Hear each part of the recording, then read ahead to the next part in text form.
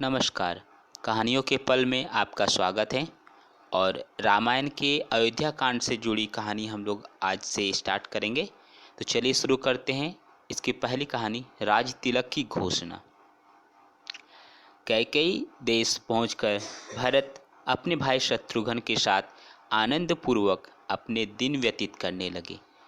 भरत के मामा अश्वपति उनसे उतना ही प्रेम करते थे जितना कि उनके पिता राजा दशरथ भी करते थे। मामा के इस स्नेह के कारण उन्हें यही लगता कि मानो वे ननिहाल में न होकर अयोध्या में ही हो। इतने पर भी उन्हें समय समय पर अपने पिता का स्मरण हो आता था और वे उनके दर्शन के लिए आतुर हो उठते थे। राजा दशरथ की भी यही दशा थी। यद्यपि राम और लक्ष्मण उनके पास रहते हुए सदैव उनकी सेवा में संलग्न रहते थे, फिर भी वे भरत और शत्रुघ्न से मिलने के लिए अनेक बार व्याकुल हो उठते। समय व्यतीत होने के साथ साथ राम के सद्बुद्धों का निरंतर विस्तार होते जा रहा था। राजकाज में समय निकालकर आध्यात्मिक स्वाध्याय करते थे। वेदों का संगोपांग अध्ययन करना और सूत्रों के रहस्यों का समझकर उन पर मनन करना उनका स्वभाव बन गया था। दुखियों पर दया और दुष्टों का दमन करने के लिए सदैव तत्पर रहते थे। वे जितने दयालु थे उससे भी कई गुना कठोर वे दुष्टों को दंड देने में थे। वे न केवल मंत्रियों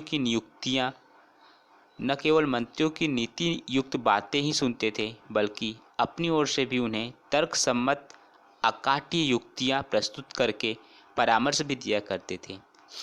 अनेक युद्धों में उन्होंने सेनापति का दायित्व संभालकर दुर्धर्ष शत्रुओं को अपने पराक्रम से परास्त किया था। जिस स्थान में वे भ्रमण और देशाटन के लिए गए, वहाँ के प्रचलित रीति रिवाजों, सांस्कृतिक धारणाओं का अध्ययन किया, उन्हें समझा और उनको यथोचित सम्मान दिया। उनके क्रियाकलापों से ऐसे थे कि लोगों को विश्वास हो गया कि रामचंद्र क्षमा में पृथ्वी के समान, बुद्धि विवेक में बृहस्पति के समान और शक्ति में साक्षात देवताओं के अधिपति इंद्र के समान है। न केवल प्रजा वरन स्वयं राजा दशरथ के मस्तिष्क में यह बात स्थापित हो गई थी कि जब भी राम अयोध्या के सिंहासन को सुशोभित करेंगे, उनका राज्य अपूर्व सुखदायक होगा और वे अपने समय के सर्वाधिक योग्य एवं आदर्श नरेश सिद्ध होंगे। राजा दशरथ अब शीघ्रातिशीघ्र राम का राज्याभिषेक कर देना चाहते थे। उन्होंने मंत्रियों को बुलाकर कहा, हे मंत्रीगण, अब मैं वृद्ध हो चुका हूँ और रामचंद्र राज सिंहासन पर बैठने के योग्य हो गए हैं। मेरी प्रबल इच्छा है कि शीघ्रातिशीघ्र राम का अभिषेक कर दूँ। अपने इस विचार पर आप लोगों की सम्मति लेने के लिए ही मैंने आप लोगों को यहाँ पर बुलाया है। कृपया आप सभी अपनी सम्मति दीजिए। राजा दशरथ के इस प्रस्ताव को सभी मंत्रियों ने प्रसन्नतापूर्वक स्वीकार किया। शीघ्र ही राज्य में राजतिलक की तिथि की घोषणा कर दी गई और देश देशांतर के राजाओं को इस शुभ उत्सव में सम्मिलित होने के लिए निमंत्रण पत्र भिजवा दिए।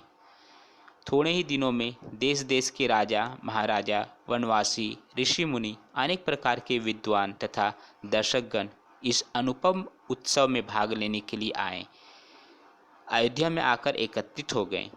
आए हुए सभी अतिथियों का यथोचित स्वागत सत्कार हुआ तथा समस्त सुविधाओं के साथ उनके ठहरने की व्यवस्था कर दी गई। निमंत्रण भेजने का कार्य की उतावली में मंत्रीगण मिथिलापुरी और महाराज कैकेयी के पास निमंत्रण भेजना ही भूल गए। राजतिलक के 2 दिवस पूर्व ही मंत्री को इसका ध्यान आया। वे अत्यंत चिंतित हो गए और डरते डरते अपनी भूल के विषय में महाराज दशरथ को बताया। यह सुनकर महाराज को बहुत दुख हुआ, किंतु अब कर ही क्या सकते थे। सभी अतिथि आ चुके थे, इसलिए राजतिलक की तिथि को टाला नहीं जा सकता था। अतएव वे बोले, अब जो हुआ सो हुआ, परंतु बात बड़ी अनुचित हुई है। अस्तु वे लोग घर के ही आदमी हैं, उन्हें बाद में सारी स्थिति समझाकर मना लिया जाएगा। आज की कहानी यही समाप्त होती है। आगे की कहानी में हम लोग राजतिलक की तैयारी जानेंगे। धन्यवाद।